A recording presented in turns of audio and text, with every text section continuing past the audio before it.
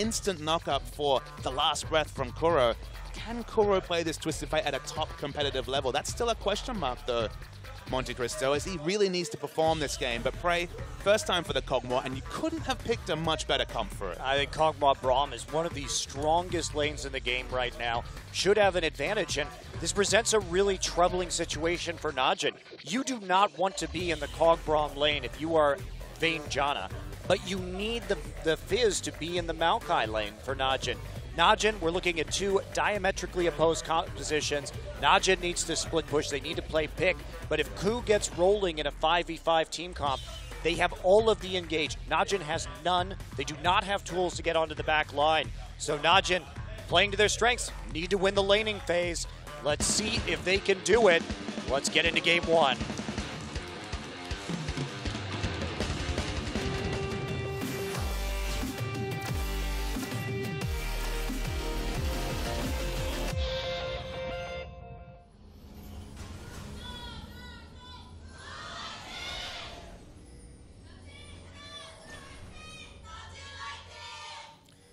Game one here between NaJin Empire and the KOO Tigers.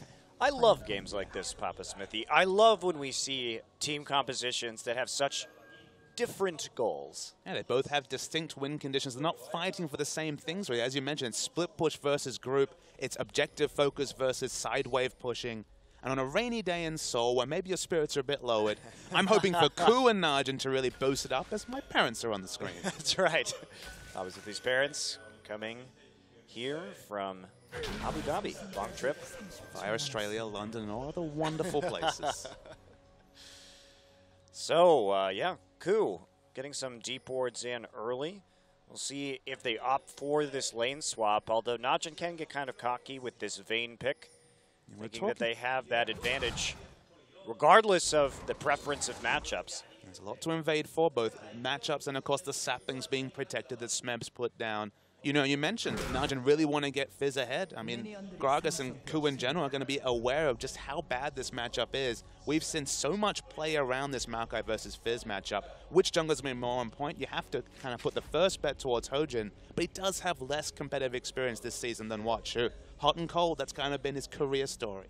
Yeah, that is true, and especially because we know how this matchup goes when the KOO Tigers play it. We see a lot of Maokais bowled over by the Fizz pick, but over the last few matches, it wasn't only versus SKT, but prior to that, KOO has been unafraid of playing into this. Is that foolish? Perhaps. Might be a little bit on the foolish side, but in a way they've made it work, and they gank for the Maokai quite frequently to help out. And KOO, this is a pick that, seeing this makes me very nervous, but perhaps the KOO Tigers have solidified their play around this and will be doing a better job of synchronizing the Yasuo ult than they did all the way back at IEM, because those team fights were a mess. That was back in March. It was in a meta when, of course, KOO were famous for their late-game team fights, and still they were not able to put it together for the Yasuo. So we'll have to see whether the Yasuo pick has been practiced. Very confidently locked in, so you have to think pre-planned for this game. Yeah, I think absolutely. They came in here thinking that if the TF goes, I think that basically their thought process was, we're going to take TF, and if you take TF, this is how we're going to respond to it. Of course, they'll be able to block a lot of TF's abilities with that wind wall, so certainly a pretty nice upside. And champions like Kog'Maw and Braum, TF, that are really shaping the meta. These are champions that have very high win rates. Braum, of course, not the big sample size just yet, so can't really talk about whether it's a maximum pick, but Twisted Fate and Kog'Maw are the two highest win rate champions in Champions this season.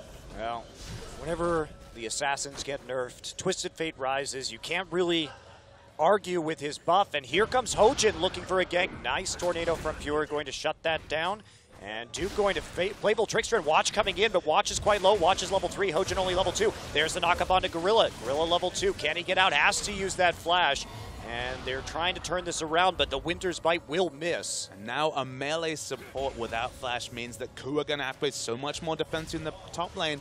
We expect that Fizz will be able to pick up that much more free CS, not having to worry about Gorilla harassing him. And Gorilla, honestly, Probably going to follow his usual playstyle. He doesn't want to stay in this lane any longer than he has to. This guy is one of the best roaming supports in Champions. Yeah, and it also affects, we talk about how Prey has sort of a substandard laning phase, but a lot of that is how the KOO Tigers like to play. We look at Gorilla, he's actually #2 in kill contribution in the league, only behind Chaser. So he just makes so many early plays on the map for Kuro and Smeb to get them ahead that sometimes Prey isn't really able to CS as well as some of these other AD carries because he just doesn't have that same level of help in the lane itself. And that was the notable thing that we talked about during the SKT vs. KOO series, is that despite doing all this winning, despite KOO having that big run, Prey is negative in gold, CS at 10 minutes compared to his opponents. Always behind in gold compared to his opponent, just because, as you mentioned, Gorilla loves to pack up and leave as Kuro gets stunned, but opens up enough distance to get away safely. Yeah, Watch not really going to commit to that, especially with the pick a card on cooldown from Goong. Goong having trouble in this laning phase. It is very difficult to trade with a lane bully like Yasuo, who has that shield in the wind wall to shut down a lot of your damage. Still a lot of pressure onto mid, targeted stun, and of course the big CC that can come through from the unburrow. But every time he pulls anything other than a gold card, gets harassed out of lane. Well, Watch doing a good job of playing around HoJin right now, stuffing several of his gangs, staying up. He's 18-7 in terms of CS right now, so been doing a much better job of farming and getting those levels in early. HoJin lagging behind. Let's talk about the lane swap that's occurred, because of course we do have a Maokai versus Vayne bottom lane matchup. This helps Vayne pick up the experience, because not a wonderful laning matchup. Vayne are not known for their 2v2 laning. If Vayne can pick up that uninterrupted farm, pick up the Blade of the Ruin King, there is significant outplay potential onto a Kog'Maw if we do see the resulting 2v2 matchup later on. Well, it has to come down to that split pushing, though, and, you know, Papa, I'm just not sold on split pushing in the current meta. It's just too hard to win the game with a split push, because eventually, if you could crack the base by yourself, that's one thing, but it's so hard to get an inhibitor or an inhibitor turret all by your lonesome. And eventually, you're going to have to actually fight for a 5th dragon or a baron. And if you don't have a large gold lead with a split pushing composition, because these champions are designed to be split pushers, they're not designed to be team fighters.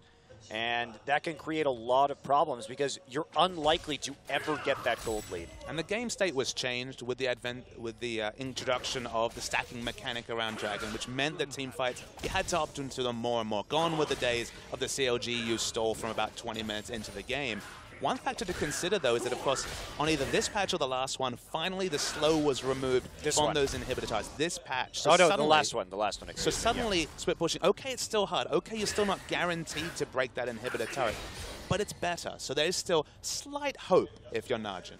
I also think that Elixir of Ruin is a very underutilized item if you're going to commit to split pushing. But those are my own feelings. I'd love to see more of that from dedicated split pushers. It's an option that we'll see. The laning phase has been very quiet, and in general, not much has happened this game. If we look at the CS, you know, the only big advantage is in the lane counterpick matchup. Yasuo fairly comfortably ahead of Twisted Fate. Indeed. So HoJin here, sussing out this pink ward. Wants to get some pressure onto the blue buff. Goong just going to wrap around the opposite side and blue card it. And then auto-attack it. And then auto-attack it. For the pickup. HoJin playing a little bit dangerously. They're going to go for it. HoJin coming in right there, but they don't follow up with the last breath off of the knockup. He didn't hit a knockup that time. I believe he just airballed it completely, so they have to back away. Now, Twisted Fate hasn't been able to pull blue cards because he gets all-in by KOO every time he needs to, so blue buff control was that much more important for NaJin. It's so important they secured this second blue buff. I expect a big contest by KOO come third blue. We'll have to wait and see if that goes through. In the meantime, Sheen picked up from Prey on the bottom side. Can he actually do some work, slow down OQ's Vayne with that massive range advantage? And Smeb going after red. Oh, it could be a big collapse right here. Watch is not seeing anything yet. Now he knows what's going on. There's the Destiny. They have 3. It's going to be a 3 versus 3 if they go in. But Goog looks like there's a nice knockup from Watch as he comes through. Windwall going to block the Fish. Fish still going to hit some people. Watch goes down first. And now Duke targeted out right here. Smeb has that red. There's the flash arcane smash. Goog trying to get a gold card onto Kuro. That's not going to work. Kuro flashes away. He will sidestep the wild cards. And there is no more damage. OQ and Pure are up here for some reason. Gorilla not level 6 yet, so he's going to use that Unbreakable just to help his team get out. And will OQ go forward? Exhaust onto OQ right now. They may want to keep fighting this. Kuro does not have his ultimate. They're going to have to sacrifice Smeb to OQ. And there's another flash from Gorilla. Long skirmish. Windwall comes up at the last second. So it will be a 2-for-1 trade in the end in favor of the KOO Tigers. OQ eventually gets the red buff. But the crazy thing is that, remember, they actually committed walking all the way from bottom layer there, NaJin, to fight in a fight on the top side of the river. So many resources used just to pick up effectively a red buff and a poor kill trade, 1 for 2. NaJin really have to snowball this bottom lane because Kog'Maw got a free shop, had the lane in the place he wanted to. Okay, you're going to have to kind of hang back. You're not going to really be able to trade for the next 2 minutes or so. But it's a lot invested just for that payoff of the red buff on OQ. Yeah, and Kuro with a very early static shift now on Yasuo. 10 minutes, not a normal timing. You see that item usually comes about 3 minutes later. Meantime, Smeb gets a kill, gets an assist, and he's ahead of this Fizz now. They need the Fizz to win this lane. And they've committed so much for a negative trade. So look, Vayne getting going is one thing, but if Maokai can just control the Fizz, stay an item or half an item ahead of Fizz, their game plan's kind of out the window. Yeah, it does fall apart very quickly.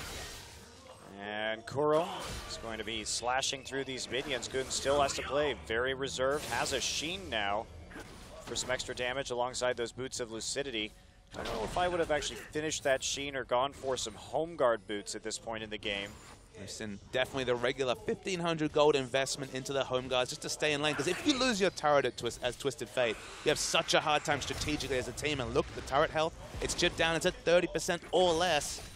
Watch has to spend a lot of time around mid, but Goon, it's not much he can do. Nope, not much at all. And now Duke and Smeb going head-to-head here. Smeb easily able to hold on, at the very least in that trade, in spite of the Sheen. He's got a little bit of armor now. Some nice sustain with that Catalyst. So OQ trying to make some plays here. Gets a nice chunk out of Gorilla on the bottom side. So KOO still having some trouble with this Vayne and Janna combo in spite of their, what we would assume is a big advantage. Hojin and Kuro maybe looking for a dive right here. They're going to get into the enemy jungle. And NaJin does not know this is happening. OQ trying to back off right now. Hojin coming back from under the turret. There's the explosive cast. OQ immediately gets hit by the last breath. TP coming in from Goong. But there's a nice double shield coming through and a beautiful double from Kuro under the tower. And what do you do against Windwall and Unbreakable if you're Twisted Fate? They're going to be blocking Fizz Fishes too. It is a massive problem. I wasn't able to see if the Destiny was on cooldown or not, but they pinged sort of defensively. They didn't have any ward coverage whatsoever over the river area. Still very surprising that Gragas and Yasuo could saunter over the bottom lane and cause that engage, but the moment you throw out explosive cast, multiple members of NaJin were always going to die. Yeah, OQ just took a boatload of damage right there. And that's the double to Kuro. Getting that Yasuo fed is a big problem, and he's building Phage. Okay, so this is something you might not have seen, but Trinity Force Yasuo is starting to become a thing. Of course, your Q applies the on-hit effect, so you can do surprising burst, especially if you get the crit off. And of course, with the changes to the static shiv and Infinity Edge crit, you kind of started to get to weird crit values. I think we're going to be seeing a very expensive build come through, but man, does it do damage. All right, Gorilla gets knocked up by Watch. Kuro going to respond. Watch has to dodge around from those tornadoes coming out from the Yasuo. And, we've seen a lot of Trinity Force Yasuos in the past. Sure. But not usually as a second item, and that's the big change here. It's starting to get a little bit of popularity over Infinity Edge. Very same cost, but you space out those Qs in particular, and of course you're auto-attacking and queuing on such a short cooldown throughout fights, it can really pay off. Makes you a turret destroyer as well. And speaking of turrets being destroyed, I mean, this is all Goon can do. He kept those blue buffs. They haven't been able to contest that objective, but he loses his turret. Yeah, he does. And this is a big change from the KOO Tigers that we saw go up against SKT, because remember in those games, they were playing with Kassadin and Cassiopeia, and KOO, a big problem in those games was how fast his mid-turret was going down to Faker. This time, they pick a lane bully, they try and go for that winning matchup, so they have control, and KOO immediately just waltzes into the top side, and that's another turret down. We've now stretched this to over 3,000 gold advantage at 14 minutes. KOO in complete control of this game, and this is a disaster for NaJin. If they can't wrestle out some sort of edge in a lane, their split push is never going to get going, and they are going to get destroyed. The thing is, their 4-man unit, when Fizz is split away, it's not super strong. It certainly can't outmatch what KOO is able to put together. And there may even be a scenario where Trinity 4 Static Shiv, Yasuo can just go into these sideways and deal with the Fizz. It used to be a counter matchup when it was AP Fizz versus Yasuo, but when we're talking about these item timings from KOO, as Watch just casually smites away the red duck. Explosive cast. Yeah, misses the explosive cast. Smeb's still here on the teleport, but they're not going to get over anywhere unless Smeb really wanted to flash for that, which he does not. Minion wave super pushed into top. Not a lot of wave clear from Fizz, so first dragon in the game. It's late, but looks like it's coming for the KOO Tigers. Yeah, this Gragas from NaJin has been a little bit underwhelming. I look at the KOO Tigers, and I look at NaJin, and he's in the right places. This is the perplexing thing about the KOO Tigers. They will do the right thing, but they will botch the execution in some way. It's just not quite perfect, and right there, Wisdom definitely the better Gragas player between the two KOO junglers, but a couple missed abilities, missed skill shots in this game have cost them kills. So far, he's missed a body slam that would have led to a last breath, and then just explosive cast has a pretty big range of effect, missing that skill shot as well. Okay, NaJin, you still got the game ahead of you, but you really need to work on the mechanics for the Gragas. He's also 100% kill contribution rate, and he's been in the right places. Even if he didn't get the kill right there, because of the TP from Smeb, they could immediately transition into the Dragon. So, again, the timings are great for KOO. The shot calling is there, we know that. But it's these micro mistakes that they make, or a lack of a ward here or there on their flank that opens them up to counterplay that really shouldn't exist. My big question to you, Monte Cristo. So 40% critical strike is what you get from the Static Shiv. You get 20% from the Trinity Force. Of course, logically, 100% comes through from Infinity Edge. You don't need to take any crit runes. Can he really afford to go a super expensive build, or does he go defensive item after the Trinity Force? I think you just go for it, because if you look at NaJin, as we see the gate coming in here, oh my, Goong just poured it into his own demise. Oh my Goong. Oh my Goong. It looks like he may have been trying to make a play onto the top side. I don't know if he actually ported right there, but definitely got caught in the end. And KOO, with that amount of damage right now, cannot be ignored. KOO Tigers winning lane, winning game, picking up the objectives. And we're still not talking about the Maokai being out-pressured by the Fizz. In fact, 20 C-ups quite comfortably, even though the game hasn't really been played around this lane at all. No, it has not, but the lane swap really went well for the Tigers. Smeb got a bit of a level advantage from that 1v1 as opposed to the 2v2. KOO just slicing his way to another tower. Smeb responsible for chasing Watch around. There's a knock-up again. Watch is there, but he's just going to get bodied as Smeb pops his ult. Goong trying to make a play right now. Duke on the side, but Gorilla is there to help out with some backup, and KOO had his last breath up again, so dangerous to re-engage. Yeah, and Ghost was used by Goong to try and get those future gold cuts, but he didn't have OQ pressuring the mid lane. Might have been just going into his doom, so they back away. Remember, Maokai got solo experience, so did OQ, but we haven't been talking about Vayne trying to body out the Kog'Maw or dueling at all, despite he being the one that really won the early game rotational play for NaJin. No, this is just a disaster, and this is what can happen if NaJin falls behind when they choose to run a composition like this. You just lose all pressure.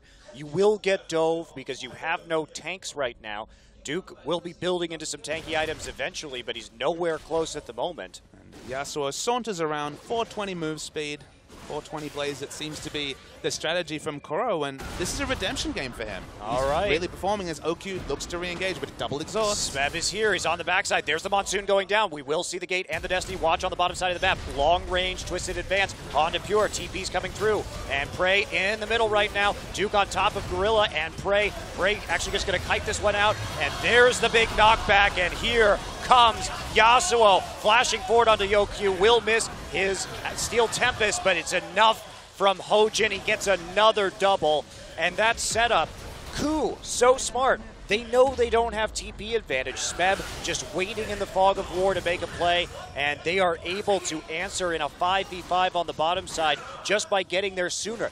They outplayed 2 globals from NaJin in that fight with a great setup in the bottom lane. And honestly, Goong was gun-shy. He actually activated the Destiny quite late, and you saw the power, as we're going to see in this replay, of the Trinity Force Yasuo coming through. It makes your Q just do so much more damage because of applying that on-hit effect. So Destiny's been used, not committed to just yet. One teleport being channeled. We're going to see the Destiny come in. Gorilla really smart with his positioning, blocking damage.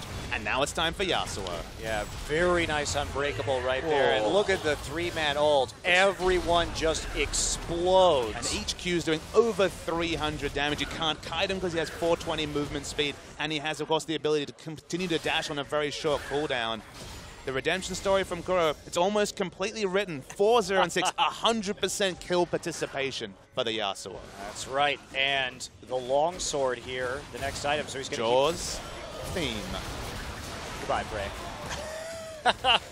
I mean, NaJin, they have to make these picks. That's how they have to play the game. Bray's just like, I got caught. Grin on his face. Didn't need to be there at all. Got caught, as you mentioned, with his pants down. They're going to keep pushing top lane. And OQ, as has been the story of this game, it's the large non-factor. It's completely on the other side of the map.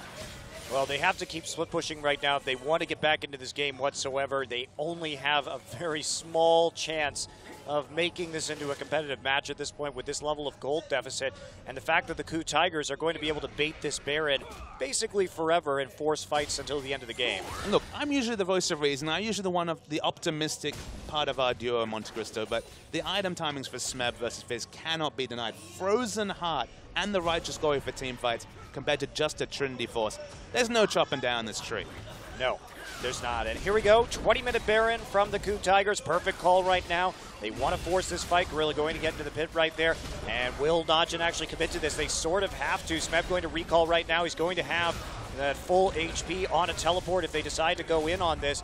Watch still hovering on the outside. Duke there too. Prey finally joining the mix. And here comes the Destiny. Baron getting very low. Here it goes. Oh, who's going to get it? It will be Hojin. Watch is just going to get melted into the pit. Goong trying to control the choke point. They get the fish onto Gorilla. Pure has to deal with KOO. KOO just slicing his way to a victory. There is a stun from the concussive blows. And that is it. KOO helps Prey get another kill. Goong still running around in enemy territory right now, but he's going to get delayed. And this Baron, they're just going to be able to push right through to an inhibitor. There is no wave clear from NaJin. It's only Twisted Fate, and he's just going for a lazily walk on the enemy side of the base. He's going to die. Trinity Force Yasuo with the static shift. 420 movement speed outside of combat. You hit a Q. The Rage passive is a melee champion. 440 movement speed. Has those resets on the dash. There's just no way to kite out the damage, and that's why he's overtaken this game. Yeah, it's been absolute dominance from the KOO Tigers.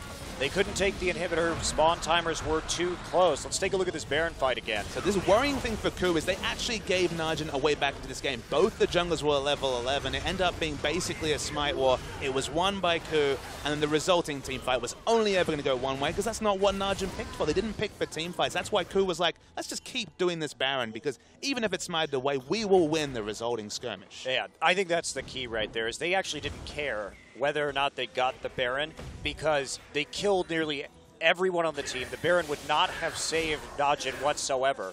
So you're either going to win the game completely from taking the Baron or you're going to be in that position where you're still ahead in gold despite maybe a single Baron buff being worn on NaJin. So look, you always think about that prisoner dilemma. What am I going to trade for? What am I going to get out of this risk? And the risk was only ever going to go one way for the KOO Tigers. Yeah, I think that was an excellent Baron call from them. And now no wave clear Fizz. What you gonna do? Watch sadly as they murder your towers. I mean, murders again. KOO, Trinity Force Yasuo. It's coming to a theater near you. 6-0-7 on this Yasuo pickup, and now NaJin. They can't defend. They cannot fight 5v5. They can't do anything against this. They have lost because they lost the laning phase, and their composition has no answers to a Baroned up KOO comp. They're basically just watching a nature documentary on how to, you know, rule the animal kingdom. They're learning about lions so far, and the KOO Tiger, 5 lions in this lineup. None bigger than KOO is. Whatever, turret doesn't matter. He's just going to go on a merry Goong chase right now. Everyone just waltzing through, and they force the Destiny out. Goong trying to delay the minion wave, but there's still one there right at the tower. That's going to be enough just to take it out. Prey just auto-attacking freely from the back line. And look, NaJin drafting themselves into this corner, but credit to KOO. Those last 2 picks, one of them expected as OQ's going to explode. Not quite. There's an exhaust on Akuro. He's getting low. Can OQ take him out? He will finally fall to watch, but Prey is just untouched in this battle, and he is going to clean this up.